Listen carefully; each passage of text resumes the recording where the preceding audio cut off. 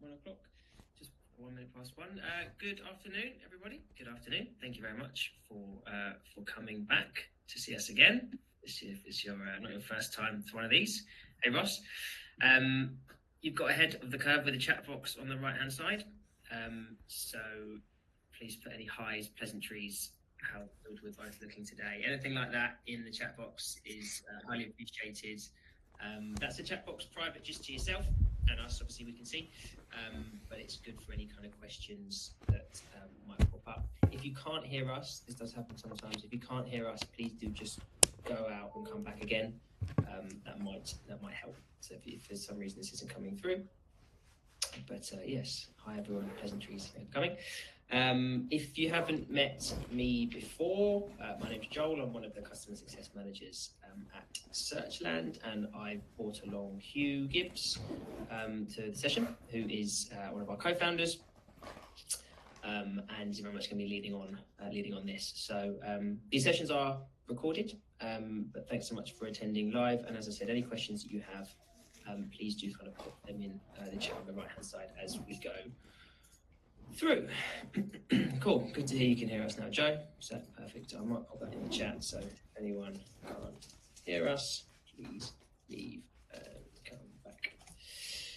Cool. So yeah, this is the first kind of version of this this sort of thing that we're doing really. You might have seen us host some kind of webinars before around how to do certain things on Searchland. So click this happens.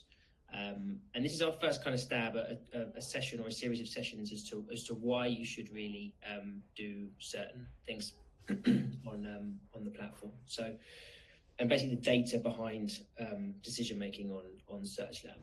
So this session is kind of leaning on why to do certain things on the platform to achieve results, best practices, what to do, what to avoid, etc. Just looking at a couple of questions. Got my camera on. This is just a listen and watch, Matthew, this one. So this is a chat box for yourself to kind of pop any questions along, but this is more kind of run by us as opposed to an open forum on this occasion. Cool. We are pretty high on the old count of personnel. So Hugh, I guess we'll pass over to you and we'll get cracking. I don't know if I missed the intro. No, that's perfect. Thank you very much, Joel. So Joel's being a bit modest. Joel's put this whole thing together. I think it's probably because I've sat him in front of customers, and he's, for the best part of over a year now, he's been guiding people through the platform, how to get started, how to make the most of it. And a lot of what we're finding is that for the last 5 years, really, as a business, we've really focused all of our support on exactly what Joel was saying. Click this will happen, and your goal is this. I would recommend these sort of tools or these features that can give you a bit of an idea. What we think has been missing, and what the feedback has been telling that we've been missing, is the unique position that Searchland sits, which is we hear all these conversations, we see what best practice looks like, we see customers who've built businesses off the back of Searchland, particularly around site sourcing, which is the theme of this. And without sharing their IP, we thought actually there's a lot of best practices that can make something that can feel like a little bit of an art, a science. And so for those that don't know me, I'm one of the co-founders, but my background's actually in planning, land promotion, and I did a little bit of council work, but that was less relevant to any of this. So I've been through a lot of this. I understand, especially when we're trying to build a pipeline, I understand what we're trying to do and what's trying to go on. The tools that we've built have been built to solve those problems. And more interestingly, from the last 5 years of doing Searchland, I've learned more about site finding than I ever have actually site finding. And that is from customer interactions, but that is also from working in sales, quite bluntly. I've been selling Searchland for 5 years. And what I've learned is that there are more transitionable tips, tricks, best practices from traditional sales that you can apply to building a development outbound pipeline. And so that's why I thought this would be a good session. Didn't think one session would cut it. I think based on the feedback, it's really about sort of going a bit slower, less sort of sleight of hand demos and tips, and saying, actually, this is a follow along. This is how we do it. So with that in mind, I'm going to kick off the first session with some slides. Joel, is there any sort of housekeeping for the chat? Anything you want to encourage, discourage, monitor? As much questions as possible, really. I'm I'm here more of as an MC, so I'll try and reply to any questions on the fly or give them to you, Hugh, as we go through. If you do have any connection issues, please do leave and come back, and hopefully that will work for you. If not, just pop that in the chat. You'll get the recording of this session. I think about an hour or so after we finish up today, anyway. So that will come through as long as you're registered. But yeah, no, nothing else really from my side. But do keep any questions coming in the chat, and I'll try and get around to those ASAP. Cool. Let's crack on. So I mentioned traditional sales is a really good resource. Now, what I mean by that is if you were to Google, how do I find land? What's a good way of finding land? What are good opportunities? You're probably just going to get redirected to platforms like SearchLand.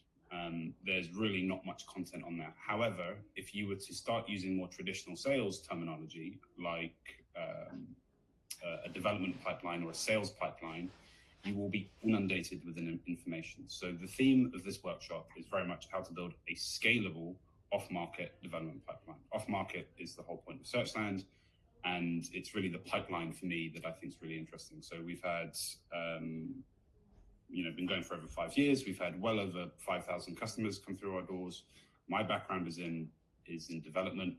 My old website is still live. It's called Contour Land. So you can sort of see that. That was a lot of the site finding work that I ran out the back of. Don't know who's paying for that website, but it's because I'm not doing it anymore. So let's get through this. So I want to address why 50 sites and why it's a challenge and why it's 3 workshops. I want to actually just immediately zero in. This session is going to cover some core foundational stuff, and it is 3 things. It is project management. So on SearchLand, that is the project board. It is effective letters. So basically why letters are really important in this function, goes without saying. And then also this idea of personalized filters and how to get to a state where you have personalized filters. And these 3 things actually are probably the most common hurdles that anyone struggles with. And then what I'd love to do at the end of the session is actually pull up the platform and recreate some of the stuff from scratch and show how I would do it and some sort of common things that I fall into. So 50 site challenge. This is really born out of working backwards from a response rate, which again is really important in sales. What am I trying to get to? And really the thing we're counting here is a callback or a response. Now, I've assumed that if you end up on a really low end of a response rate at 2%, 50 sites should mean that at the end of this, if you send 50 letters, we would expect a callback. Now, the way the numbers work, some of you, unfortunately, it's not going to work. Others will get more. If you average it out, we'd expect a callback for at least everyone on here. So I want to address this idea of getting lost in the platform, not knowing where to start, or not knowing what makes a good site. And I think the idea of a workshop, 3 stages, I think solves this. And again, just going a little bit slower is probably the main feedback that we have. Speaking of feedback, I've never had a survey that's had so many responses, so thank you all. You might remember that when you signed up for the workshop, there was a post sign up survey, 3 questions, maybe that was the trick. But these are the responses, and so it's not sure how to upload or send letters correctly, 84. Organized projects is ranking on here. What makes a good site? That's a really interesting one. We could spend a while unpacking that. I think there's 2 ways of looking at that, which is part of a site finding workflow and then part of like a planning due diligence workflow, and they're a bit different. Big one on the list, the heavy hitters are, I'm not confident using filters effectively. Something we're super aware of. You might have seen that we've updated our searches, and I think actually a lot of the guidance we're now leaning towards is about how you can unpick those searches, and more importantly, how you can make them your own. They're your own IP, and you reuse them regularly. I think that's the takeaway. I need more training. I think that just sort of shows that the stuff that we're trying to do hopefully aligns. I mean, we're all here. And then 204 for other, don't know what that is, but that shows that actually sessions like this, we need to think of more and different ones. So a big thing that we'll be asking for is just guidance on where you'd like to take us.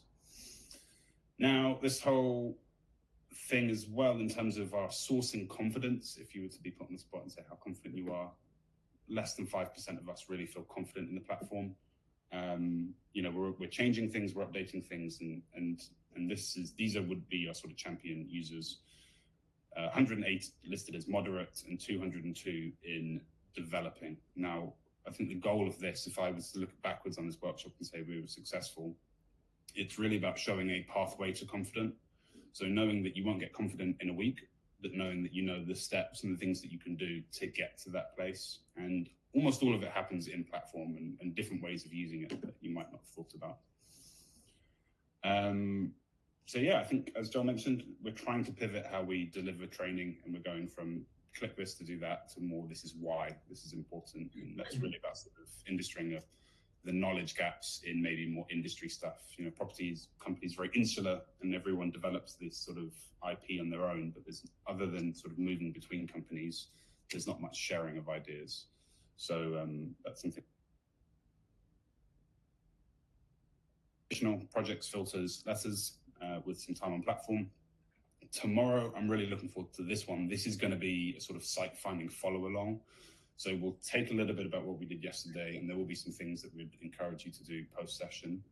And we will kind of watch me do it, and I'll talk aloud and go through my thought process and say why I'm doing things. And hopefully Joel will challenge me on a few clicks I do and why I'm doing certain things. But ultimately, it's working backwards from I need to find 50 sites, but I also need to do it every week, for instance. So how do I do that? Doing it once isn't enough, even if you get the one call.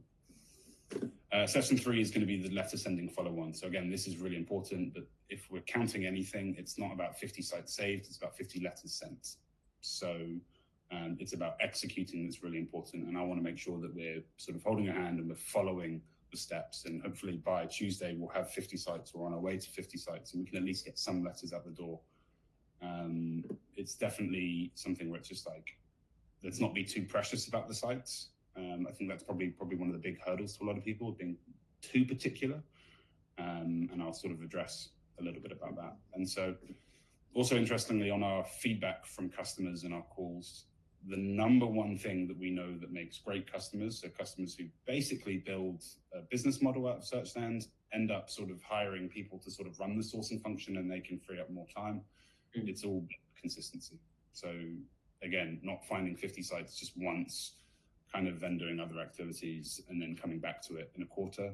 It's sort of saying, okay, I'm going to find 50 sites a week, or 50 sites every 2 weeks, or even 50 sites a month. And then I'm going to keep that cadence up. And it's that cadence, that consistency, that separates everyone else. So if you were to find someone who had sent 1,000 letters in one go versus someone who sent 1,000 letters but doing it in sort of 50 site chunks, my money would be on the 50 site chunk person every single time that person's going to have a more scalable solution. So yeah, these are the 3 sessions. Mixture of slides and platform. Hopefully we'll move from slides to platform more as we go through the sessions. So, project boards. This is not the sexiest start, but this is probably where most customers go wrong. We have good data in terms of who's creating project boards. We see it on our database, and I got to say it's probably the weakest point, or the most common point of failure, I would say. If your sites aren't on your project board, you're not tracking them. Now, that might be handled offline. That is about sort of recreating more traditional workflows. What I want to show is why it's so important to do them on SearchLand, manage them, and keep them really simple. So it's about creating project boards that work. So the ones that are on there often don't work. When you have a good project board, also, I can kind of stop using this word project board. What this is a pipeline. So when you have a good pipeline, you can spot weaknesses. So you can see if you're really heavily weighted to letters that have already been sent and it's a bit dry further up, or if things are blocked quite early on and you're not actually getting to your letter sending stage, you can see where you need to put more work in. We'll look at what makes a bad pipeline, and there's a lot of things that make bad pipelines, and there's a lot of things that make good ones, and then there's a lot of flexibility that we've baked in. So I'll try and show where that's relevant. Thinking like sales or like a salesperson, super important. I've built all of our sales pipelines in SearchLand for selling SearchLand, and I've known when I've failed and when I've done something that's not quite right and something that's worked really well to enable a team. And it's the same process for generating development leads. And then the other one is this accountability piece. So in my opinion, you might have reasons for doing it in Excel or doing it offline, but you will lose a level of accountability if you do that. And so if you have it on your board and you're aiming for a goal, 50 sites, it's really easy to be accountable for that. Either you do it or you don't. Like it's that simple. So that's that piece. If we were to sort of look very high level at what a project board would look like, and again, I will pull up SearchSend and we'll create it, so don't feel like you have to sort of watch this and then try and figure out in the background. It's very much just saying, okay, what is a potential site? Let's get that in there. Let's then have something that sort of shows an action so that I've sent them a letter. Let's manage a response. And then hopefully, you know, response is kind of the beginning of a journey. You progress that elsewhere. So it's really simple, but actually when we start looking at it, we can be a bit more insightful on this. So this is, and I'll hopefully I'll have time to recreate this one live and we can sort of follow this. This is a really simple project or pipeline. It's really 3 stages. So it is new sites. So you pre-saving, there's an assessment element. So any site on here, I can assume is a good enough site to send a letter. The second stage is the communication stage. Now you might see that there's 3 of these, letter 1, letter 2, letter 3. I'll elaborate on that in more detail later. But also it's actionable. I can see any site that's in here, I know has received 1 letter. Any site in here, I will know has received 2, and so on. So I can see where I'm beginning to weight or where my blockers are. Am I just not executing? Am I not sending my letters? Am I just not following up? Is that the problem? The final thing on here that exists on almost no other boards, but again, this is from sales, and apologies, you can't quite read on this, but it says in conversation and lost sites. There's many other words for this, but what this is doing is basically saying, I've had a response, you can begin to handle that, and SearchSend is working out ways you can handle that conversation more in the platform. For now, it's typically a phone call and email chain. Great, these are your closed won, and then lost sites, discarded, dead sites, no-go, that kind of thing. It's such a big failure in a lot of project boards is they don't have what's called this closed loop in there. And this is fundamentally when it's saying, okay, well, let's take a step back from SearchSend and start looking at sales. Or project management, actually. This is called a Kanban board. A Kanban board has best practices. They're supposed to flow from left to right. They're not supposed to get stuck. So you don't have a column in here that's for a particular area, and I'll show you what that looks like. And then they also have a closed loop, which I mentioned. So they have an outcome and everything is being pulled towards there. And just picture, you know, a year from now, you've been saving 50 sites a week. You will also know your conversion rate on here. What is the number of sites that are in conversation versus the number of sites that have been lost? Lost likely because they haven't responded. And so, then, yes. Hugh, yeah, just so I think we'll obviously create this live, so we'll be able to kind of see how it works. But there's a big manual piece, isn't there, to this in terms of moving those cards along from left to right? And then, so how often do you think that should be kind of managed? If you're sending out letters every week, is it worth logging in weekly to track responses, take letters out of maybe scheduled send and that kind of thing to keep this well maintained? Yeah, that's a really good question, actually. So let's just pull up. This is another one, a different board, but it's very similar, fresh sites and so on. So it should be maintained as the answer to the question is based on the stages. If a stage isn't clear that an action needs to happen or has happened, then it's probably not a good stage, and you create what you kind of say, which is ambiguity, which is like, I don't really know what to do. The point is you should update any card as and when it no longer fits the stage. So if I have just sent all of these letters, so gone on here and click send letters, you would see this letter icon here. So all of these have received 1 letter. So that action's now been taken. This is now in the wrong column. So for something like this, and again, I've kind of jumped straight into a project that's not quite right for this. You could then take this, I've sent the first letter, and so I might do something else where I have waiting to send next letter. And this is going to be a little bit rough and ready. But then once I've actioned that, and I've sent them the letter, I can then move all of these to waiting to send next letter. So this column is actionable, send letter to. And then this column, just a little bit of a refresh in there. The board doesn't update live. In that instance, there we go. So this one is actionable. Once that action has taken place, they need to move to the next step. So that doesn't mean moving each one individually. You can, if you want, you can do bulk actions, but I've now managed this and I don't actually need to do anything on it. Does that sort of answer it? Yeah, I think so. Yeah, and we're probably going to jump to that anyway. But yeah, good to jump in and just see how it moves across. Yeah, exactly. And then where the board won't do the work for you is, how long is it going to stay in waiting to send next letter? We don't have a reminders function in here yet. And so what could happen is this could become a piling ground, and this could end up being 50, 200 sites. But what a good board does is it tells you, hey, you've got 200 sites in here. Like, some of these will need a letter. That's an opportunity for you to look at your board and say, where are my blockers happening? Where are my blockages happening? And then that can also prompt a moment to look at the board and say, okay, these sites are actually a month old. Time to get another letter out. Where that lets us down a little bit, if I just sort of go to what a bad project would look like, is if we look at this, we've got conversion opportunities, we've got Hughes sites, although I do like the little emoji, Kent opportunities, small sites, strategic sites, and then letter sent. These will naturally build up and get to 100, 200, 300 sites, but you will not know what the action is. So take your same question, how often should you be managing it? With the first board, you can use your judgment once a week. You could probably be a bit more like proactive and see that it's in good health, but you can also manage the stages. But if you took a board like this, you would never know what needs to be fixed and when. And you will create piling grounds and you will lose sites before you even get to the letter send stage. This is what most boards look like. And this is kind of where they need to go. And this, if we start having boards like this, they're very simple. They're not trying to do too much, and they go in there. Now, some of the questions, if you come in, could be, well, what if you want to do a bit of a planning review or things like that?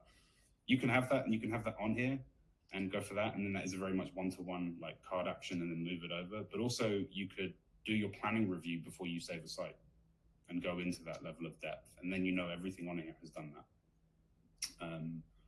And I'm not going to get into it, but labels are a really big solution as well for sort of giving a bit more control. And then the other one is multiple project boards. So again, I don't think that's quite relevant for this, but those allow you to keep separately. So if you have maybe 10-year plays versus sort of sites with planning, and you want to keep them separately, and they don't, like, you're not going to be sending as many letters or something, a separate board for that.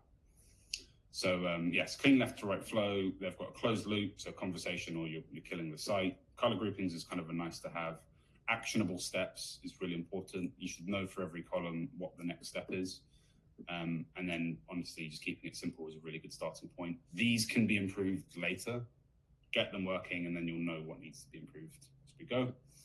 So again, the reason this one's not so good is it's got a bad flow. It's unclear what the next step is. Merge stages. So this is also something that happens if you've got, say you've got your small site strategy, so maybe sub 10 units, and then also you're doing some work in Kent. Well, what happens when you send them all a letter and you put them here? You're not going to know what your small sites were and what your Kent opportunities were. You just lose all that insights. This board isn't really doing anything. There's no incentive to use it really because it's just going to break, and it fails. So very simple on there, and then you can track that as we go. Any other thoughts on projects? Again, I'll get up on the platform and sort of create it later on. Not so much. It's more, I guess, whether you might recommend having a project per LPA perhaps, or per different opportunity. Would you set up your projects per LPA, or would you do it per development opportunity, i.e. I want one for unbroken freeholds, I want one for backland development? How many? So the LPA one's really interesting. The reason, so when I used to do my site finding, let's see if I have something in here. When I used to do my site finding, I would do it by council. Now, the reason I would do it by council is because I was really looking at the local plan policy. So I was looking at what stage the local plan is. Is it Reg 18? Is it Reg 19? Is there a call for sites? So that means that if there's ever a policy change, I know it affects all of those sites. And I could then sort of have my workflows and my pipelines for all these different councils in Kent, say, and if a plan goes into Reg 18 or there's a call for sites, I just go onto that board and I can sort of say, okay, all of these are now opportunities again in effect, because I could promote them.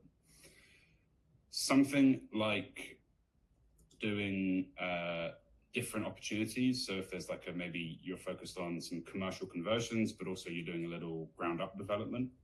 The solution there is actually labels. I don't think we'll need labels for this workshop. Let's do Hughes Land. Spell my name though. Hughes Landowner Project. This is a label. Sideland, backland, in there. Now, what labels allow you to do is when you've got your project up, you can then filter by labels. And so say we had a commercial label and then a resi label. If we click that, we can then filter the board. So all the same stages are there, but now we're just looking at the commercial opportunities. That becomes useful when I want to send a letter. If I have a letter for the commercial opportunities, I would then be able to sort of bulk action those and just do those. I could then toggle between that and then go to the resi, and then I have my resi letter. I would put that in more the advanced section, and I would say that where we've seen customers try and run before they can walk, something like labels, they end up creating labels they don't really like, that don't really match what they're trying to do, and then it kind of just confuses a few things. So I would say more often than not, a different project board is the best way of keeping sites separate, especially if the stages need to be a little bit different. And then when you want to go really granular, labels can be quite powerful. That's part of that. Cool. So that's projects. I'll pull that up and we'll run through that. Letters. So we've got the big part of what I kind of want to leave today with is I just want to nail the basics so that when we actually start finding sites, we're not faffing around trying to create a project board, or we're putting them into stages that don't work. Or when we found 50 sites and we've got them on a project, we don't have a letter ready. These are the things that if we get these right, these are the sort of sunk costs, the investment in time to set something up. We can just find some sites and crack on. So letters that generate calls. This is the point of a letter, is to get a response. And I feel like from the letters I've seen, the letters that have been submitted, some of the work Joel and I do is a bit of a letter review session, so people can send our letter and we can just give our 2 cents. It's amazing how often many of them just forget for like a call to action. A call to action is a sales term. It means that at the end of your letter, what are you asking them to do? And you're asking them to call you or email you or write you back. And there's a very simple way to get letters that work. I think they're often, people overthink them.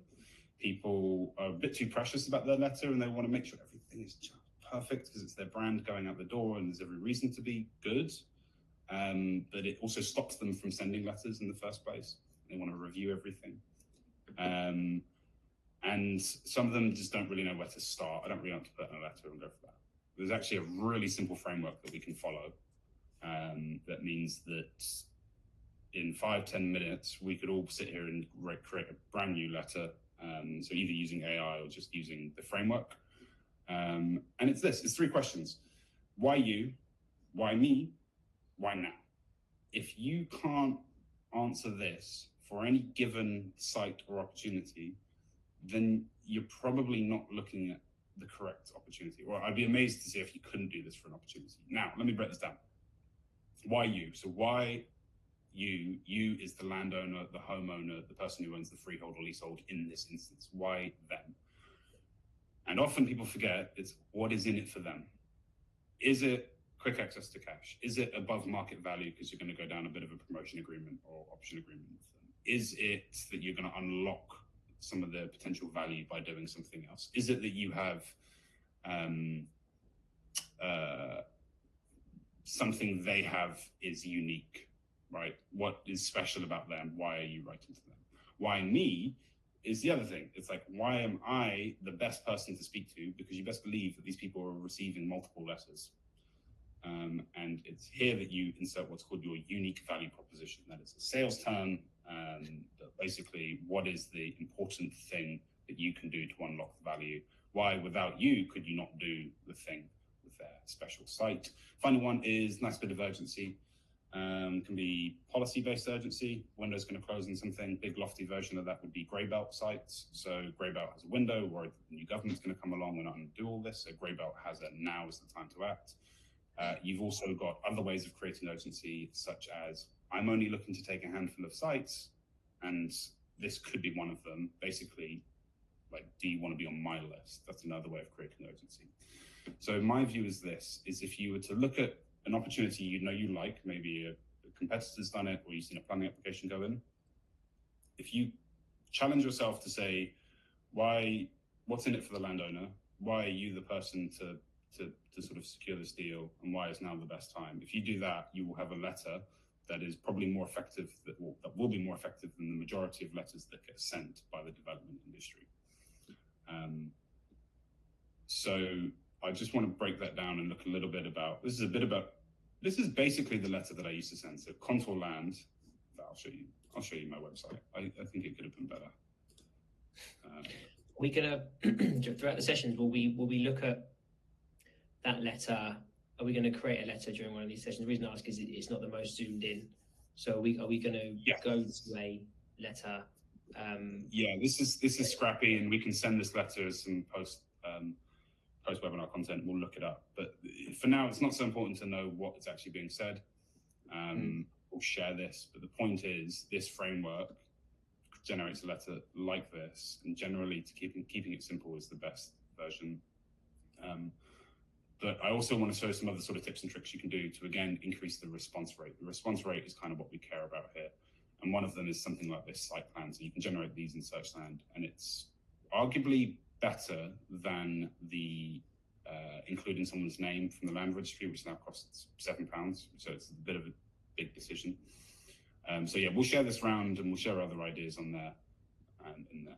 There's also, so we'll also share this presentation, but this video here is a really nice way to take this why you, why me, insert some of your own company details, and run this through any AI model, Gemini, ChatGPT, and it will spit out a letter that you can tweak. It will get you 90% of the way there. So a little bit of a hack, but that's sort of a really quick way to doing it if you're worried that your letter's not quite right.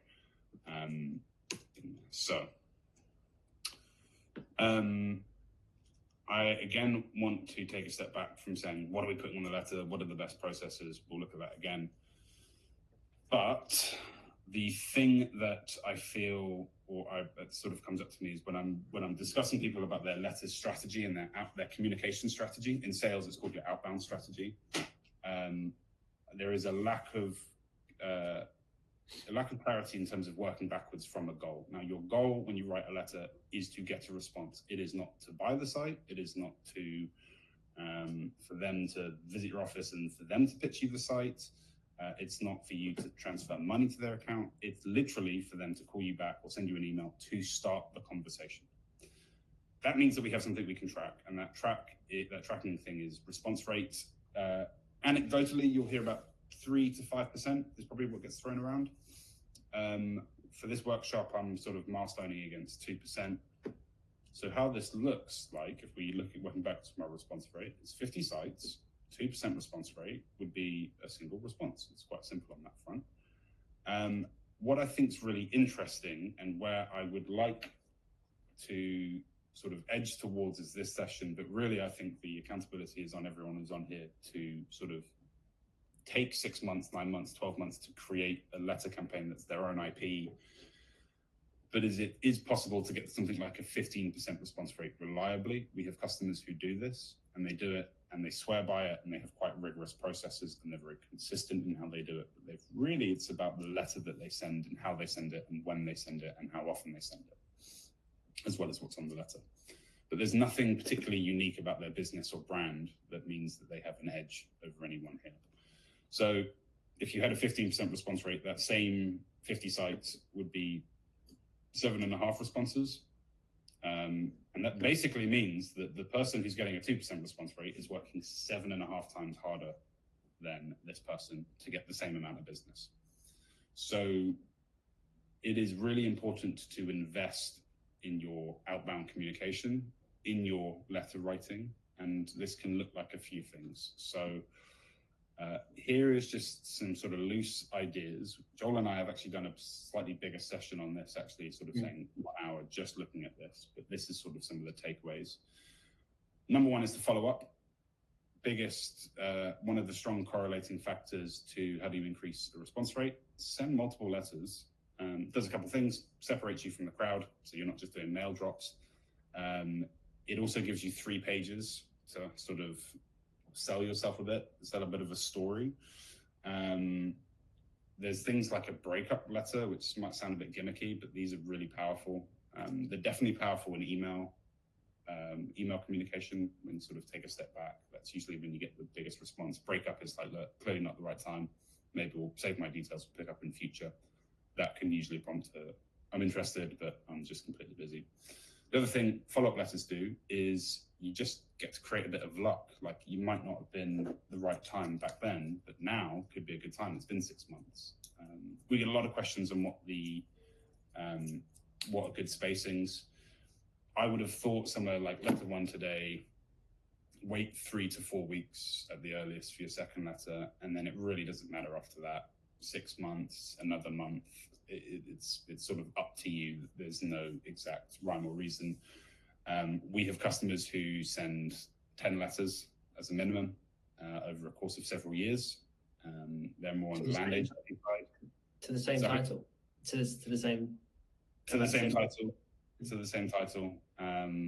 Very aggressive is my view on it, but he swears by it and says, look, even if they call me to say, piss off, I've closed that deal. Yeah. Call back, but they've closed it. So, yeah. You know, it's entirely up to you to decide where your business lines or jurisdictions are in terms of where do you want to set this. But these are examples of what is being done and what they're saying. The other one is personalize your letters. You want to, again, stand out, not feel like that person's unique. So you are writing to them. And more often than not, we are. Land registry is a good way, but they went from £3 to £7. So that actually is a significant increase. Describing the site can be a good way. So just a quick line, and then search stand, there is a way of, you can basically say good visibility from, and then name the road or describe a tree line that's in there. But I mentioned including that site plan. I won't scroll up to it, but that site plan is actually one of the most powerful, and it's super easy to do. Compelling letter, why you, why now? Why me, why now? Urgency, making it look good. We've got other things like on your open rates. So actually we looked at response rates, that's that callback or email back. But actually, for every 100 letters you send, how many of them are getting opened? If 50% of them are getting opened, well then you've completely reduced how many people are going to come back to you. Or sorry, if only 10% are getting opened, you've already reduced the number of people that could ever respond to you. So it's interesting to think, okay, well, what are the things that are going to increase the open rate? On that, as an example, if you increase your open rate on the letter, that does not increase your response rate. It's just sort of what it does actually, but it's just allowing more people in to lines of communication with you. So colored envelopes is a really common example. I don't know how effective they are. Handwritten envelope is huge. If you can actually put something in there, everyone's going to think they've got a letter from their grandma and open it. And then something like using a stamp, that does stand out. If I see a stamp on something, I'll usually, not printed stamp, but actual stamp. We'll see it. But also, like, let's remind ourselves, this is a marketing function. So if you're part of a sales team, often it will be the marketing team who would look at this stuff. So a lot of these are just very marketing-centric ideas: response rates, open rates, conversion rates, things like that. And I think if we took a step back and looked at our letters as campaigns, not just I've sent them a letter, you will find that you will creep your response rate from that 2-3% into the double digits. And that really should be a goal for everyone here, is making sure that all the work they do on the front end to find the sites is converting in there. Anything you want to add on that one, Joel? No, that's fine. We do, as you kind of plugged, we do have an existing, I think it's a 45-minute session on how to increase your letter response rates. If you go to your help center in the bottom right of your search down screens, little green bubble, open that, go to help, and then in the letter sending section, we've kind of gone into that a lot more details. A lot of questions coming in about letter sending and stuff. So rather than focusing on that today, I think go and have a look at that session, and we really try and bump our heads together into how to increase that rate. So it kind of follows on and this in a wider view. But yeah, nothing to add to this. Great. And a big part of how we'll structure the next session will be the comments that come in here. So we're not just going to be super rigid and glued to what we want to go over. It's just saying, okay, well, what's the focus point? Where are we going to have the most impact? Right. Creating filters. This is a big one. This is probably the biggest. And there's lots of tips and tricks that aren't really being done in here. So we've got good searches, bad searches, how you can create any search from the ground up. And I'm pretty confident, and Joel, feel free to sort of test me on this, but I'm pretty confident that if you could describe any sites to me, I could build it, but I could also show how anyone can do that, using stuff that we've already built in app by following a good and bad practice. So some things that I have learned in the years of doing this is a good search. What is a good search? So what makes a search useful is really just about saving 1 of every 5 of the sites that come up. It's not about trying to save every site, and customers get really frustrated being like, that's not good site, that's not good site. There's things we can do about that. But also, if you save 1 in 5, that's a really good hit rate. A couple of reasons on that. If you're trying to save more, so every single site or 1 in 2 sites, you're going to find that you're missing really good stuff because your searches are so narrow. It might be relevant if you're after something very particular, like every gas station, every golf course. That makes sense.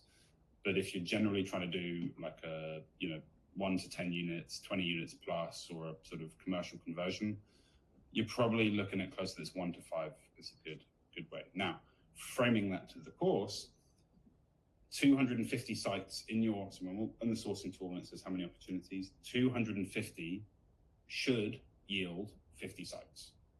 We discount 4, we'll end up with those 50.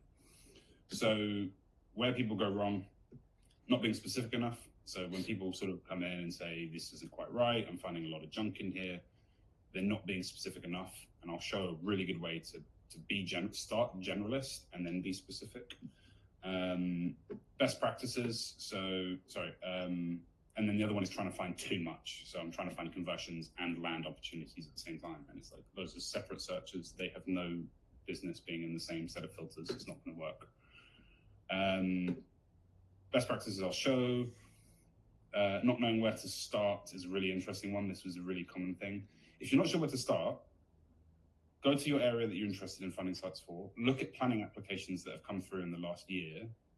On that list of planning applications, if you see something and think, that's what I want to build, then the goal is to say, okay, well, what was the site beforehand? Because if we know what that is, you can just plug in the search, and I'll show you how you can do that on there. So if we look at this, the reason I think, and this is a really straightforward one, there are obviously more complicated matters. The reason I'm pretty sure that I could build anyone here can actually build any search that they want if they know what they're looking for. That's the big caveat. Often people don't know what they're looking for, in which case planning is a really good opportunity. We'll spend some time thinking about it. Often it's what we'll get through planning. So if it's a conversion, look at approved planning applications in your area.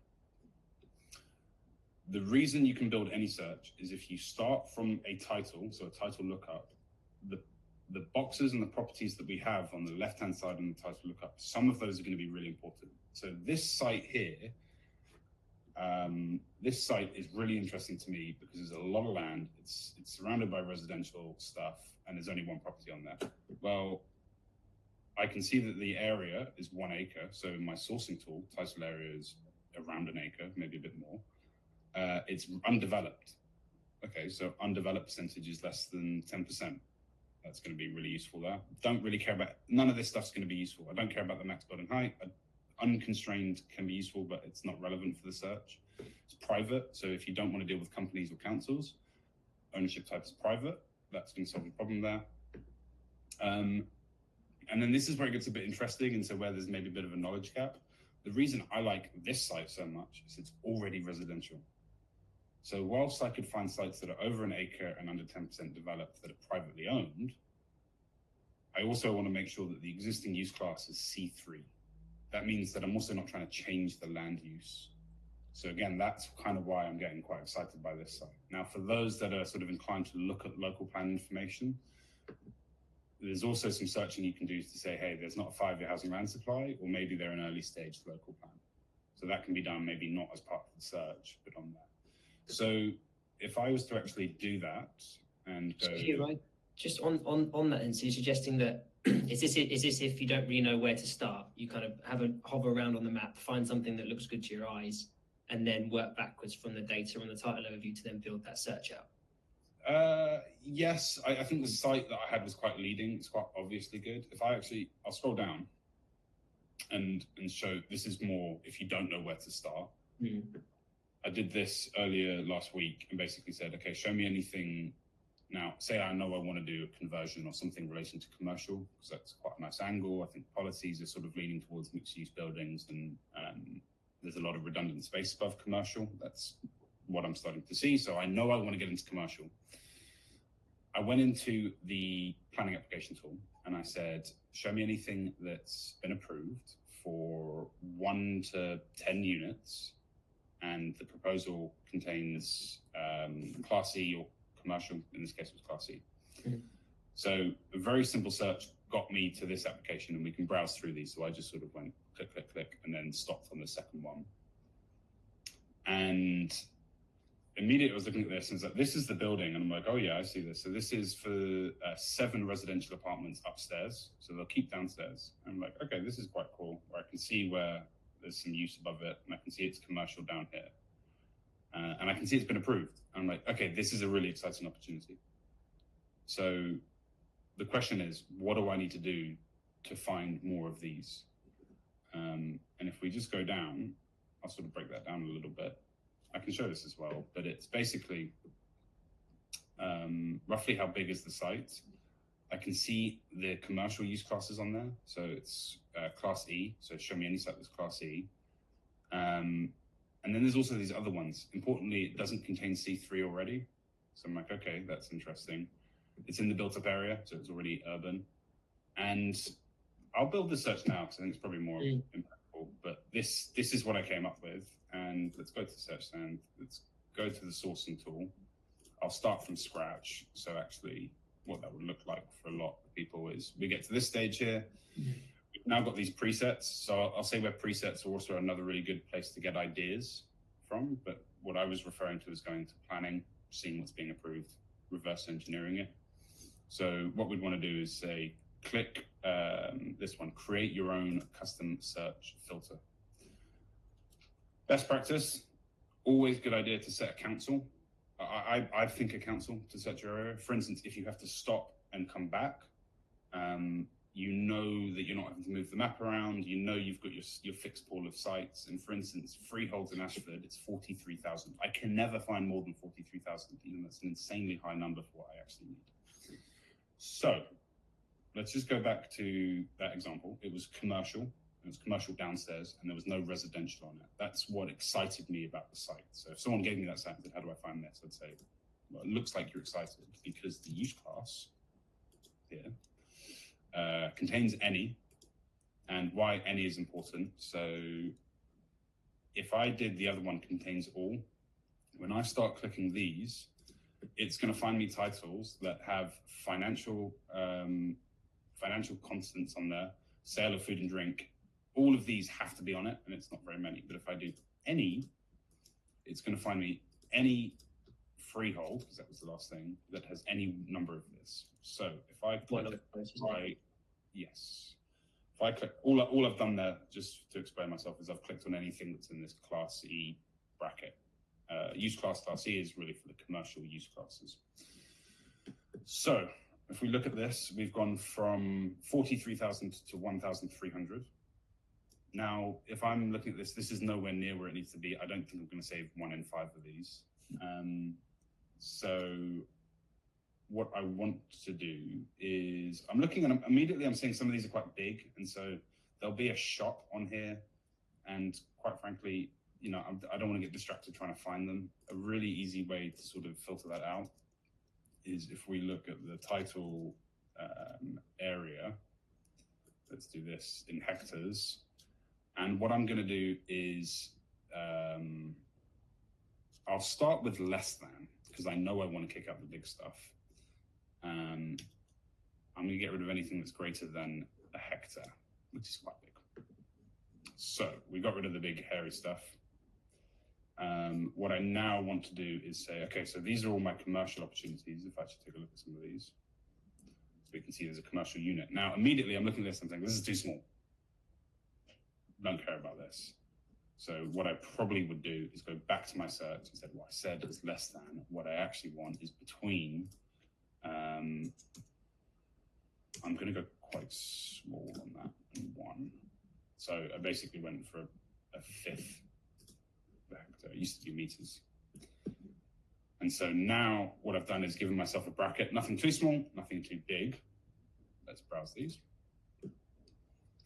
And here we go. We can see we've got all commercial properties. And this is quite industrial. This is a very industrial area. So it's immediately not going to be that exciting. If I go back to the search, the other thing I actually really wanted to make sure, if we go back to use classes, it's funny that has stayed. I've never seen that before. There we go. Doesn't contain C3. So what that is going to mean is that it's going to say, I kind of want the upstairs space to be redundant and not used. And so show me things that look like that, which means that I have the opportunity to create the C3. So if we browse these, it's going to chuck me into these ones again. There are things that I could do to kick out some of those. So if I'm thinking, well, this is a whole industrial unit, I would probably want to see, is there local plan policies? Yeah, I could probably try and kick out anything that's in this development plan. I'm not going to go into it just yet, but I'm just going to click next. Because what we're trying to do is get excited by a set of searches. So something like this, where we've got a restaurant and up, and it's probably not going to be quite right. You know, I don't think we'll put anything in there. And here we go. I can see it's low. It's really small down. Max building height, 2.5 meters. So I'm like, okay, unless I'm going to build on top of it, it's not going to be quite right. So I'm going to stop pretty soon. Max height on title is greater than, and I'm just going to go for 5. So what I'm saying here is that if we have, in order to build any search, really, we should really be trying to find one opportunity at a time. Commercial, where I can convert some resi upstairs. What we want to do is say, okay, now we know that, what are the 2 or 3 really impactful searches that are going to be important in identifying that? Okay, it's commercial and it's not got resi. And then as you start to look through the sites, the title lookup is going to give you all of the clues that you need. So this is the title lookup. Everything in here, there will be a bit of data that you could lift and say, I can apply this and I can kick all of these out. And so that's the way that you can go around this, and you can build searches that are completely unique and belong to you and you only. And so this is the really important part. Now, if we take that logic of saying, if you want to build some searches, and I think part of the big takeaway from this session is make sure you leave with some searches or ideas of searches that you want to get in the platform that you're happy with. Find 2 or 3 schemes that you know you want to build out. That would be your ideal. Look at what makes them tick and what makes them important, and then just go through that iterative process that I went through. And then what we're trying to do is, do we get to that point where we're saving about 1 in 5, and then as we go through them, we can't find any other bits of data that can really help remove sites from the list? When you get to that point, you have a search. Go through them and put them into the pipeline, and then that will go from there. Any additional thoughts on that bit, Joel? No, I think that makes sense. I think we have a very quick question, I guess, without going too off topic, but whether we can discard all industrial estates on one of these filters. Industrial estates. That is a good. I just got rid of my search. It's really annoying. Let's go to an industrial estate. It's probably just the use class, I guess, that's on there, right? It'd be. Yeah, you could look at use classes, and actually, I think that's what you just said, Joel, is probably a really good idea. I had in my search, I said any commercial use class. But actually, what I think you might find is that on these use classes, whilst we have something like an office, you also have B8 and B2. And so if I search where I said, show me anything that also doesn't contain C3, I'd probably add on to that or B2 or B8, because those are going to be linked to more of the industrial stuff. So again, if we look at this one, yeah, B2 in there. And it could be that, yeah, office is still good to keep, but yeah, so that would probably do a lot for the search. Actually, that's probably the next biggest thing that I've done. So yeah, good question there. So yeah, I think in terms of takeaways, I just want to flip back to this. I'm conscious of time. In terms of, let's see if there's anything else on that last slide. In terms of takeaways, creating the project, that's straightforward. I'll pull this up in just a second and run through that. A good letter, I wouldn't worry too much about a good letter today or tomorrow. Maybe from tomorrow we'll start saying, okay, well, you should really think about your letter. Ideally, you can even do it next week. It's not going to do anything until we start sending the sites, but also your searches. So 1 and 3 are probably the most important thing. Now, my sort of word of advice would be, don't be too precious. Don't try and make it absolutely perfect to begin with. That stuff comes later when you've been running it and you're saying, I've been running this for 2 weeks, a month, I'm finding 50 sites, but these are my problems. And as soon as you know the problems, you know what you need to do to address them. And sometimes we might need to see if we can help to do that. So if you're stuck for sites, look for projects you like, and then we can go from there. Now, in terms of the projects, just to make sure this isn't a blocker for anyone, this is the project site that I made. How I did that was just click add project. So I'm in the projects tab at the top. We have a lot. Add project and give it a name. You can give it any name, but mine is 50 site workshop challenge project folder, a bit lofty. And again, these were the sites. So I will actually be finding 50 sites. I will be sending 50 letters. I will have my own contact details in there, and I'm really hoping to see if I can track some of those responses and see how I can engage with those. But what I would have done in one of my searches is, as I'm going through and I'm clicking save, I'm just trying to get them into here. So I could pretty much not actually have to manage this project until I have 50 sites into this column, because everything else happens a little bit later down the line. Now, there was just one thing I want to close off on. I appreciate we're getting really close to time. Is when you know what to search for, and we'll revisit the searches again, that helps. It won't take long to generate those searches. It takes a little bit longer to improve them. But if we look at this section here, and I'll just read through it, is when we're actually assessing a site, it really doesn't take more than a minute. A minute's quite a long time to look at a site when it's in your view, because often you can kick them out a bit quicker. A good site probably needs a minute.